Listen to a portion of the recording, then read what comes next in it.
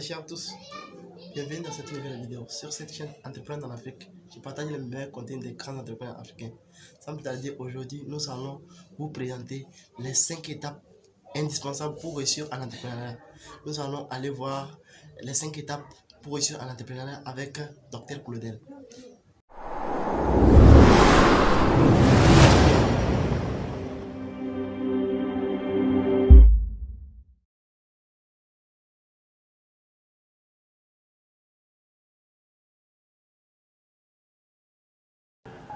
L'entrepreneuriat est une discipline ô combien complexe, mais si passionnante.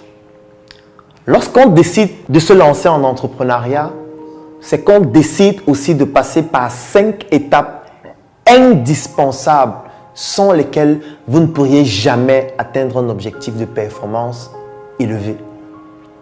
Dans cette vidéo, je m'en vais vous présenter les 5 étapes indispensables par lesquelles passent tous les entrepreneurs, et pour chacune des étapes, je vais vous donner un exemple concernant ma propre vie d'entrepreneur.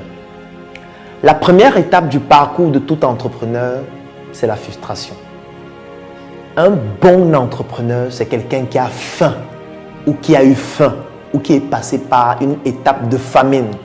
Il est impossible d'apporter des résultats puissants et efficaces si vous n'avez pas faim.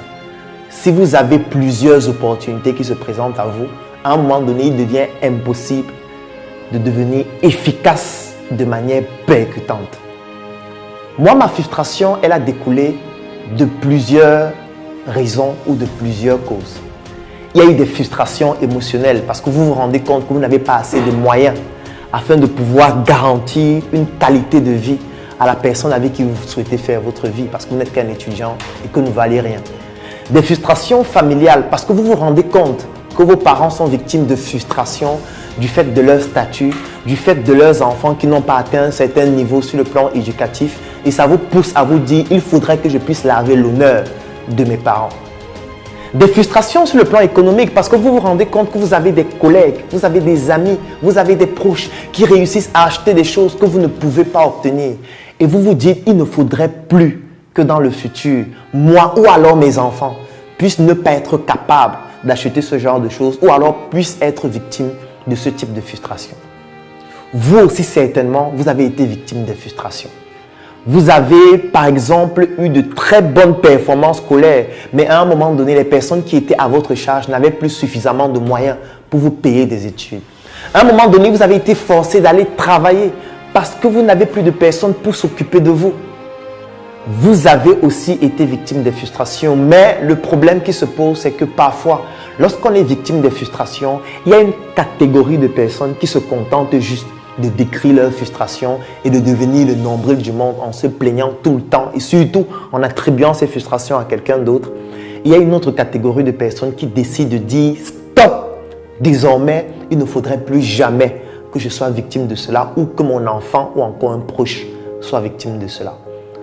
Voilà donc la première étape du parcours de tout entrepreneur qui est la frustration. La frustration peut aussi être la famine. Ça veut dire à un moment donné, vous n'arrivez pas à manger. À un moment donné, vous n'arrivez pas à être satisfait. Vous n'arrivez pas à vous satisfaire dans les activités que vous avez au quotidien. Vous travaillez dans une entreprise, vous êtes régulièrement frustré par les attitudes de votre patron qui vous poussent à vous faire comprendre qu'en réalité, ma place n'est plus ici. Parce que la famine n'est pas que matérielle, elle peut être aussi psychologique, émotionnelle. Et vous vous dites que c'est venu désormais le moment de me lancer et de définitivement dire stop à cette frustration.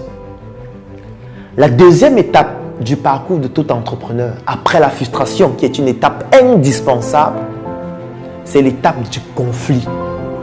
Vous entrez en conflit avec vos proches.